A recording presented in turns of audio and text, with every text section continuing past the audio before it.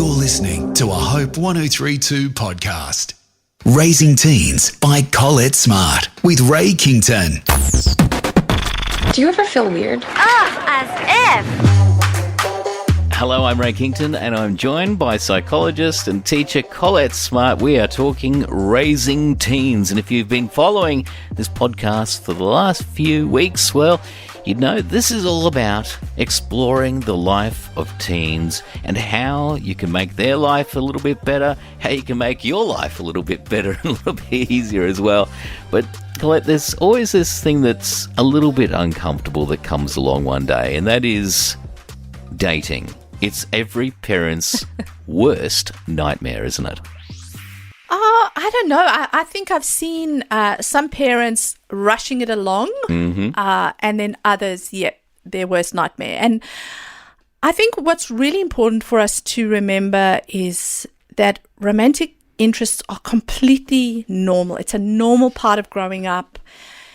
But our teens get a lot of mixed messages. They actually get very destructive messages, I think, from mainstream and popular media, movies.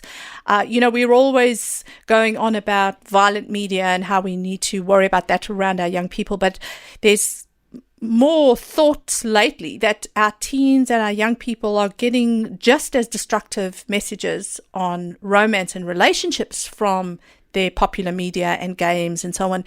And there's a myth that has just gone on, perhaps because we never spoke to our parents too much about intimacy or relationships, but the myth seems to have continued in this generation that our young people don't want to hear from their parents about relationships or dating or anything along that line. And young people actually told Harvard researchers that they want to hear about love and relationships from their parents. It's something they want us to talk about. And so I think it's important, we don't rush our young people into intense romantic relationships too early. So we know that can psychologically and emotionally not be helpful to them. We know that they're still trying to figure out who they are. Teens can be, especially young teens, can become very clingy and over-attached when they try to find their identity in a romantic partner when they're too young. And the evidence suggests that younger teens often experience more costs and fewer benefits when they're involved in a romantic relationship. So that is really, teens describe their early relationships as more stressful and less supportive compared to older teens and young adults who find their levels of affection and companionship and intimacy a lot more rewarding. So when we're actually asking our children to delay intense romantic relationships, we're actually helping them in areas that we know that the research says is more helpful to them. So I think it's important not to be naive as parents and think that our teens won't develop love interests at various times in their high school years, but delaying intense relationships is a good thing for our teens. I often think that when you're young, you think about the end game a little bit too quickly. Like, I met this person, I fall in love, and then we might get married. There's nothing that talks about the tapestry of life, which might be that, maybe you had a brief dating history with this particular person, and it didn't work out or whatever, and then maybe you met somebody else down the track, and then you eventually find what you are looking for in a partner as you get older. Yeah. But too many people, and I think many people, even, people in their 20s are guilty of it, thinking that this person absolutely is going to be the one.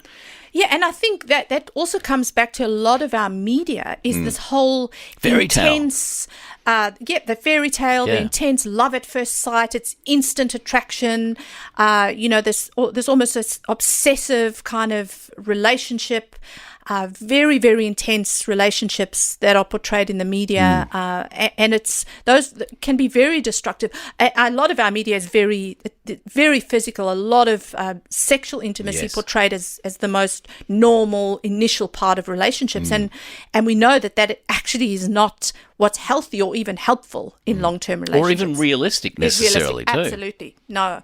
And so I think it's important the way we broach this subject with our teens is to talk about it fairly casually. They are not going to bring it up with us if we haven't brought it up first, because they are going to assume either we don't know or we don't understand or we're too embarrassed to talk about it. Yeah. And so it's important when they bring up ideas of romance or someone they're a little bit interested in, not to make them feel embarrassed. Don't make them feel silly. So don't joke about it or laugh off romantic feelings or tease them. That's the quickest way to ensure they'll never come and talk to you again. I think also acknowledging their feelings and talk about the qualities of what they find attractive in people. So what qualities do you think might be good in a partner, or what qualities don't you find attractive? Of course, they're not going to know that at 14, but it's getting them into the idea of looking at that and looking for those qualities as they grow. And then also occasionally chat about your own time growing up.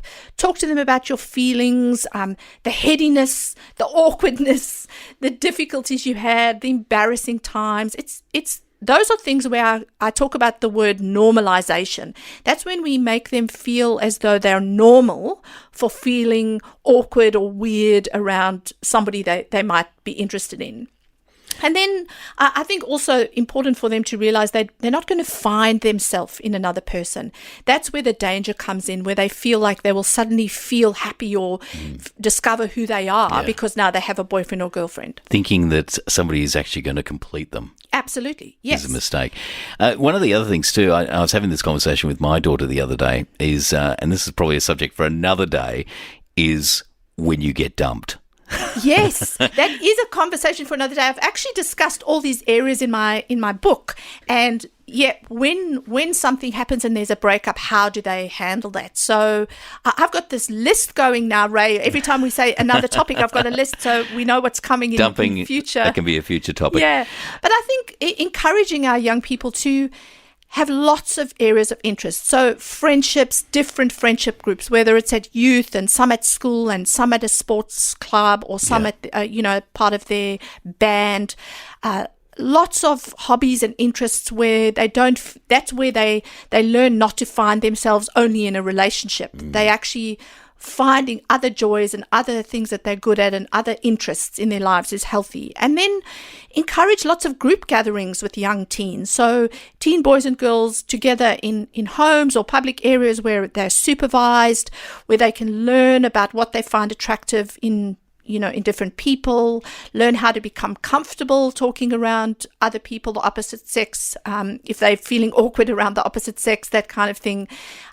Letting them learn how to become themselves and let them slowly grow without forcing them into relationships too early. So I think not asking our 13, 14-year-olds, who's your girlfriend or who's your boyfriend, that kind of thing puts pressure on them. They get enough pressure from the media and their friends as it is. So just having casual chats about that and just celebrating your teen's strengths and reminding them that romance is beautiful and wonderful, but it's actually only one dimension of us as people. Absolutely. Maybe you've got some experience in this one. You might like to share it with us via the Hope Media app, or maybe you've got some questions as well. We'd love to talk to you, and certainly there's a good chance that we'll find another topic that we can bounce onto in this podcast. You can reach out to us via the Hope Media app.